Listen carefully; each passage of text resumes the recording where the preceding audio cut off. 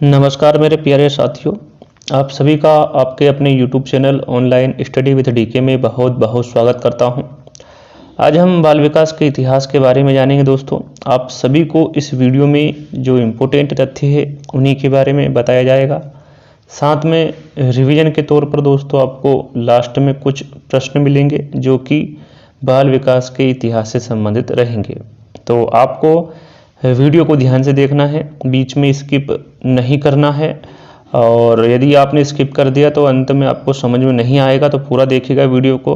उम्मीद करता हूं दोस्तों कि यह वीडियो आपको बहुत पसंद आएगा। यदि वीडियो पसंद आता है तो आपको लाइक करना है जल्दी से, और कमेंट करके अपने विचार देना है। और अभी तक हमारे जो ऐप्स है टेट सक्सेस, उसको आपने डाउनलोड नहीं किया है तो उसको भी आपको डाउनलोड करना है, जिसकी लिंक आपको डिस्क्रिप्शन में मिल जाएगी। तो लिंक डिस्क्रिप्शन में जाकर ऐप्स को डाउनलोड करना है, अपनी रेटिंग देना है और अपना सुझाव जरूर देना है कमेंट्स के माध्यम से कि वहाँ ऐप्स आपको कैसा लगा। चलिए शुरू करते हैं।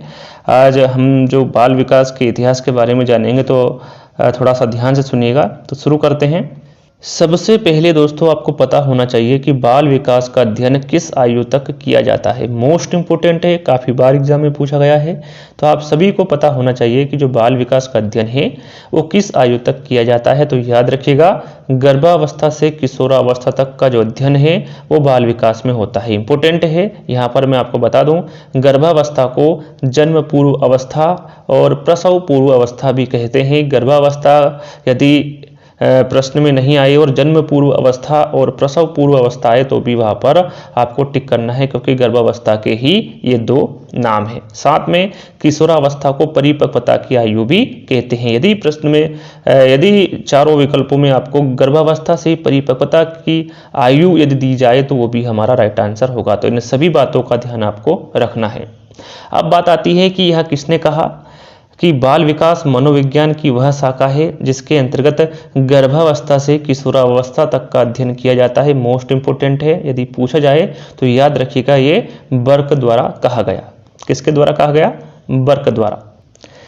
जहां तक मुझे लगता है दोस्तों आपको ये दो प्रश्न याद हो गए होंगे, फिर भी एक बार आपको रिपीट कर देता हूं। यदि प्रश्न में पूछा जाए कि बाल विकास का अध्ययन किस आयु तक किया जाता है तो वो गर्भावस्था से लेकर किशोरावस्था तक है। और यहाँ कथन किसका है या फिर यहाँ किसने कहा, तो याद रखिएगा ये बर्क द्वारा कहा गया। इन दोनों बातों का ध्यान आपको रखना है। चलिए अब बाल विकास के इतिहास के बारे में जान लेते हैं। देखिए, इसमें जो इम्पोर्टेंट है वही मैं आपको बताऊंगा। यहाँ पर मैं आपको 18वीं शताब्दी, 19वीं शताब्दी और 20वीं शताब्दी के बारे में बात करूंगा। तीनों में जो इम्पोर्टेंट है उसी के बारे में बात करूंगा, किस प्रकार के प्रश्न पूछे जाते हैं। तो सबसे पहले हम बात करेंगे 18वीं शताब्दी की। देखिए, इसमें जो इम्पोर्टेंट है वो क्या पूछा जाता है, तो ध्यान से सुनिएगा हर एक प्रश्न को, क्योंकि हर एक तथ्य को, क्योंकि लास्ट में आपको कुछ क्वेश्चन मिलने वाले हैं जिसके आंसर सबसे पहले आपको देना है, उसके बाद में उसका आंसर मैं दूंगा। देखिए, यहाँ पर प्रश्न में पूछा जाता है कि किसके द्वारा बाल विकास का वैज्ञानिक विवरण प्रस्तुत किया गया। मोस्ट इंपोर्टेंट है, अपनी कॉपी में इनको नोट डाउन करते चलिएगा। 18वीं शताब्दी में प्रश्न पूछा जाता है कि कौन सी शताब्दी में बाल विकास का वैज्ञानिक विवरण प्रस्तुत किया गया। तो याद रखिएगा किसके द्वारा किया गया, तो ये पेस्टालोजी के द्वारा प्रस्तुत किया गया। याद रखिएगा 18वीं शताब्दी में बाल विकास का वैज्ञानिक विवरण पेस्टालोजी के द्वारा प्रस्तुत किया गया। अब बात आती है कि किस पर किया, ये भी इंपॉर्टेंट है। तो याद रखिएगा इन्होंने अपने ही 3.5 वर्षीय बच्चे पर अध्ययन किया। याद रखिएगा इन्होंने किस पर अध्ययन किया था, अपने ही 3.5 वर्षीय बच्चे पर अध्ययन किया। अब बात आती है कि इस बच्चे का नाम क्या था, तो याद रखिएगा इस बच्चे का नाम अल्बर्ट था। इन्होंने अपने ही बच्चे पर अध्ययन किया और बेबी बायोग्राफी तैयार की। क्या तैयार की? बेबी बायोग्राफी तैयार की। बेबी बायोग्राफी मतलब बच्चे की जीवनी। याद रखिएगा इन्होंने अपने ही बच्चे पर अध्ययन किया और बच्चे की जीवनी तैयार की। ये हुआ 18वीं शताब्दी में जो इम्पोर्टेंट तथ्य थे उनको आपको ध्यान में रखना है। देखिए, एक बार फिर आपको रिवीजन करा देता हूँ। इसमें आपको ध्यान रखना है, यदि प्रश्न में पूछा जाए कि कौन सी शताब्दी में या फिर किसके द्वारा बाल विकास का वैज्ञानिक विवरण प्रस्तुत किया गया, तो ये 18वीं शताब्दी में किया गया था। किसके द्वारा? पेस्टालोजी के द्वारा। इन्होंने अपने ही 3.5 वर्षीय बच्चे पर अध्ययन किया और बेबी बायोग्राफी तैयार की। बच्चे का नाम था अल्बर्ट। सिर्फ आपको इतना ही याद रखना है 18वीं शताब्दी में। अब बात करते हैं 19वीं शताब्दी की। देखिए, 19वीं शताब्दी में जो इम्पोर्टेंट तथ्य है उन्हीं के बारे में बात करूंगा। देखिए 19वीं शताब्दी में अमेरिका में बाल अध्ययन आंदोलन की शुरुआत हुई। यदि 19वीं शताब्दी में पूछे कि किसकी शुरुआत हुई, तो ध्यान दीजिएगा 19वीं शताब्दी में अमेरिका में बाल अध्ययन आंदोलन की शुरुआत हुई। और इसके जन्मदाता कौन है पूछा जाए कि बाल अध्ययन आंदोलन के जनक कौन है, तो याद रखिएगा इसके जनक स्टैनले हॉल है। इंपॉर्टेंट है, पूछा जाता है एग्जाम में, तो याद रखिएगा बाल अध्ययन आंदोलन के जन्मदाता स्टैनले हॉल है। और प्रश्न में यह भी पूछा जाता है कि सर्वप्रथम बालकों के लिए प्रश्नावली का निर्माण किसने किया, तो ये ध्यान से सुनिएगा। यदि प्रश्न में पूछा जाए कि सर्वप्रथम बालकों के लिए प्रश्नावली का निर्माण किसने किया, तो आंसर आएगा हमारा स्टैनले हॉल। और यदि प्रश्न में पूछा जाए कि सर्वप्रथम प्रश्नावली का निर्माण किसने किया, तो वहां पर आंसर आएगा वुडवर्थ। एक बार फिर सुन लीजिएगा ध्यान से।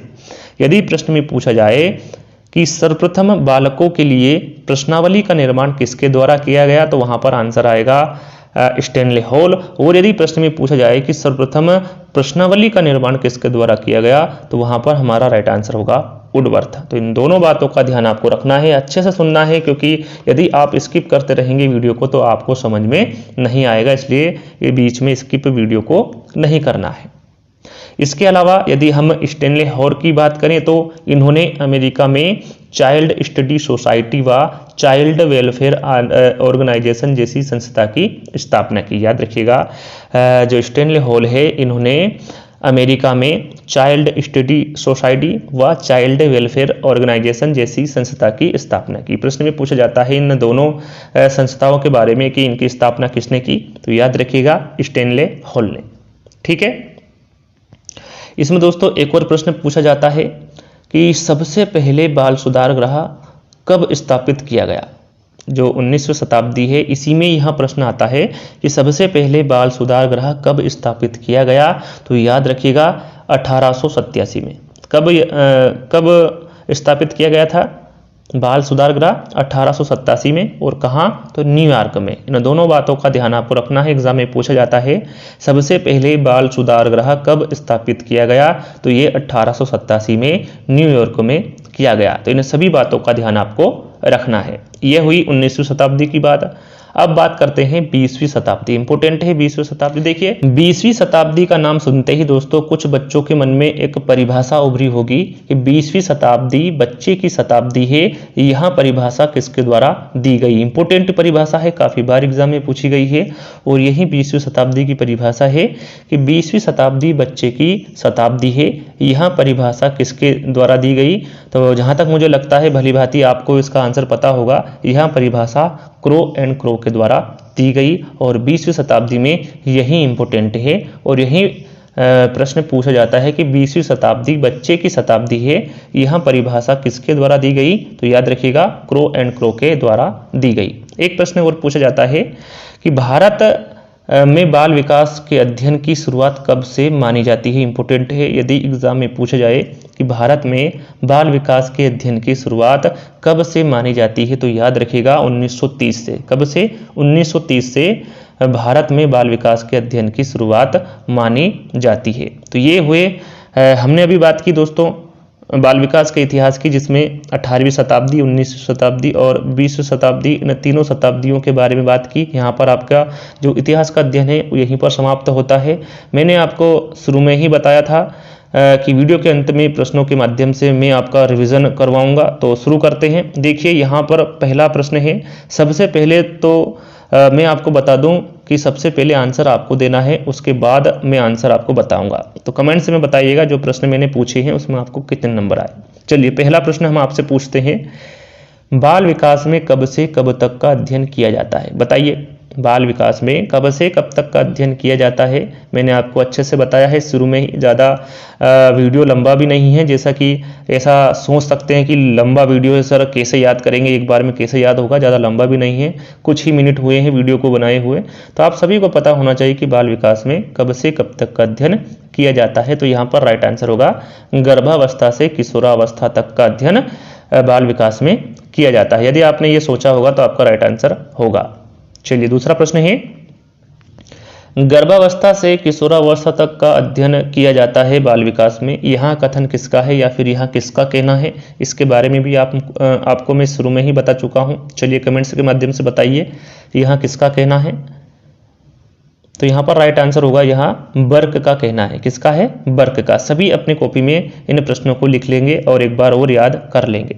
तीसरा प्रश्न, बाल विकास का वैज्ञानिक वर्णन किसके द्वारा प्रस्तुत किया गया, इसके बारे में भी आपको मैं बता चुका हूं और कौन सी शताब्दी में किया गया, ये दोनों आपको पता होना चाहिए। तो राइट आंसर आप कमेंट्स के माध्यम से दे सकते हैं और यहां पर हमारा राइट आंसर होगा पेस्टालोजी और 18वीं शताब्दी। बाल विकास का वैज्ञानिक वर्णन पेस्टालोजी द्वारा 18वीं शताब्दी में किया गया। इंपोर्टेंट है, सभी इंपोर्टेंट है। और इनके बच्चे का नाम क्या था, तो उसके बारे में भी आपको पता होना चाहिए। तो कमेंट्स के माध्यम से बताइए पेस्टालोजी ने किस पर अध्ययन किया।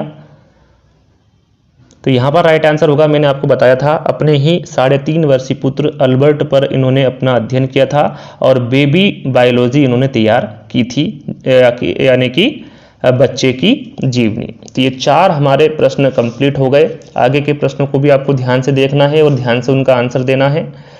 बाल अध्ययन आंदोलन के जनक कौन है? देखिए इसके बारे में भी आपको बता चुका हूँ। बाल अध्ययन आंदोलन के जनक कौन है? Stanley hall. यदि आपने इसका आंसर स्टैनले हॉल दिया है तो आप राइट है। और कौन सी शताब्दी में बाल अध्ययन आंदोलन की शुरुआत हुई थी, तो याद रखिएगा ये 19वीं शताब्दी में हुई थी। ठीक है, अगला प्रश्न, बाल मनोविज्ञान के लिए प्रश्नावली का निर्माण किसने किया? मैंने आपको बताया था 2 तरह के प्रश्न पूछे जाते हैं। सबसे पहले तो आप इसका आंसर दीजिए कि बाल मनोविज्ञान के लिए प्रश्नावली का निर्माण किसने किया।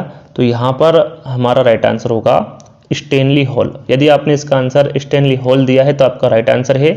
और यदि प्रश्न में पूछा जाए कि सर्वप्रथम प्रश्नावली का निर्माण किसने किया, तो वहाँ पर राइट आंसर होगा हमारा वुडवर्थ। दोनों प्रश्नों को ध्यान आपको रखना है।